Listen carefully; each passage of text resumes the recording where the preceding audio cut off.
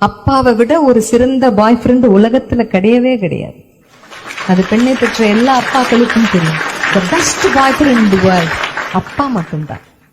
ஏன்னா தனக்கு எந்த விதத்திலுமே தீங்கு நினைக்காத ஒரு ஆடவன் இந்த உலகத்தில் இருக்க முடியுமே, ஆனால் ஒரு பெண்ணுக்கு அது அவளுடைய அப்பா தான். அதே மாதிரிதான் அம்மாவும். அம்மாவை ஃப்ரெண்டை தாண்டி வேற ஏதாவது சொல்லலாம். அம்மா நம்மளுடைய இன்னொரு குளோனா கூட பார்க்கலாம், நம்மளுடைய ஒரு நகலாக கூட அம்மாவை பார்க்க முடியும். வீட்டில் இருக்கக்கூடிய மனிதர்களை பற்றிய நல்ல விஷயங்களை குழந்தைகிட்ட நிறைய சொல்லுங்க. அப்பாவிடம் இருக்கும் சிறப்பு குணங்கள் இது குழந்தைக்கு தெரியணும். எங்க கண்ணா உங்க அப்பாவை பத்தி ஒரு 4 வார்த்தை சொல்லுன்னு ஒரு குழந்தையை மேடையேற்றி கொடுத்தா அந்த குழந்தை தன் அப்பாவை பற்றிய சிறப்புகளை சொல்லக்கூடிய அளவுக்கு தயாரா இருக்கணும். அம்மாக்கள் நீங்க சொல்லி தரணும். அம்மாவை பற்றிய சிறப்புகளை அப்பாக்கள் சொல்லிக் கொடுங்கள். உறவுகளின் மேம்பாடு, உறவுகளின் சிறப்புகளை சொல்லிக் கொடுங்கள். சொல்லிக் கொடுக்கிற அளவிற்கு சிறப்பாக இருக்கும் உறவுகளை மட்டும் சொல்லிக் கொடுங்கள். நல்ல விஷயங்கள் நிறைய இருக்கு, ஊடகத்துல எடுத்து சொல்லுங்க. பாலியல் பலாத்காரம் பற்றிய செய்தி வரும்போதெல்லாம் இதெல்லாம் நீ பார்க்க கூடாது, நவுந்து போ அப்படின்னு சொல்லிட்டு குழந்தையை தவிர்த்துட்டு நாம சொல்லும் போதுதான் அது துரதிருஷ்டவசமாக அதை குழந்தை சமுதாயத்தில் சந்திக்க நேரிடும் போது என்ன பண்ணணும் குழந்தைக்கு தெரியல. நம்மத்தாமா எடுத்து சொல்லணும், நாமத்தான் சொல்லணும். எப்படி டாய்லெட் பிஹேவியர் குழந்தைக்கு தாயும் தகப்பனும் சொல்லிக் கொடுக்கிறோமோ அதே மாதிரி தான் இது தேவையில்லாத சீண்டுதல்களுக்கும் தீண்டல்களுக்கும் ஆளாகும் பொழுது தப்பு உன் பேர்ல கிடையவே கிடையாது. ஆனா நீ இனிமே இது நடக்காம இருக்க எந்த அளவுக்கு ஜாக்கிரதையாக இருக்கணும். பெண் குழந்தைகளுக்கு மட்டுமே இது நடக்கிறதுன்னு கிடையாது, ஆண் குழந்தைகளும் இந்த மாதிரி பலாத்காரத்திற்கு ஆளாகின்றார்கள். எப்படி மேடம் சொன்னாதானே தெரியும், பேசினா தானே சொல்லும், அங்கதான் பேசணும்.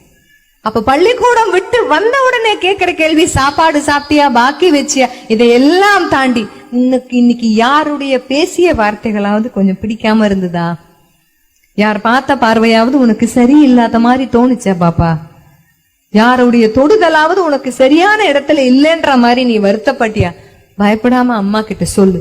அந்த மாதிரி நாளைக்கு நடக்கும் போது நீ உன்னை எப்படி காப்பாத்திக்கணும்னு அம்மா சொல்லித்தர. இதைத்தான் பேசுவதுங்கிறது. பாடத்தை தாண்டி வாழ்க்கையை பற்றி பேசக்கூடிய பேச்சுக்கள் இவைதான். ஆண் குழந்தையாக இருந்தால் தயவு செய்து அப்பாக்கள் இதை பேசுங்கள். வாரத்துல ஒரு நாள் பேசினா கூட பரவாயில்ல. அப்பா கிட்ட சொல்லலாம்டா, நம்ம அப்பா பயப்படாம சொல்லலாம், நமக்கு தேவையான நல்ல விஷயத்த சொல்லுவாங்க, வெக்கப்படக்கூடாது.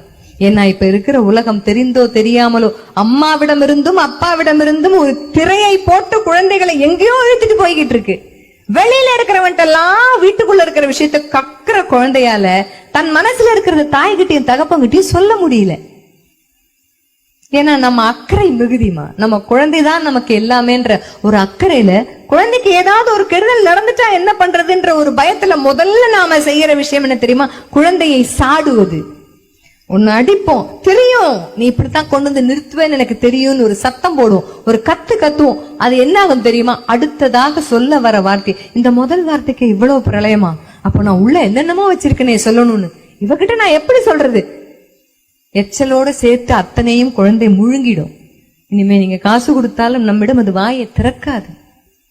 அதனால உங்களால் குழந்தைக்கு ஒரு சிறந்த பரிசை கொடுக்க முடியும் அப்படின்னு சொன்னா இன்றிலிருந்து இதை ஒரு உறுதியாகவே எடுத்துக்கொள்ளுங்கள். என் குழந்தை வெட்கப்படாமல், என்னிடம் பயப்படாமல் எதையும் சொல்லக்கூடிய சூழ்நிலை, ஒரு மனநிலையோடு என்னால் அந்த சூழ்நிலையை ஏற்படுத்த முடியும். நம்ம தான் கேட்கணும். 6, 7, 8 வந்துருச்சு அப்படின்னு சொன்னா உடல் ரீதியான மாற்றங்கள் எத்தனையோ குழந்தைகளுக்கு வரும். அப்பாக்கள் ஆண் குழந்தைகளிடம் பேசுங்கள், அம்மாக்கள் பெண் குழந்தைகளிடம் உடல் ரீதியான மாற்றங்களை எப்படி எதிர்கொள்வது, பிகாஸ் இட் இஸ் சயின்ஸ், அவ்வளவுதான்.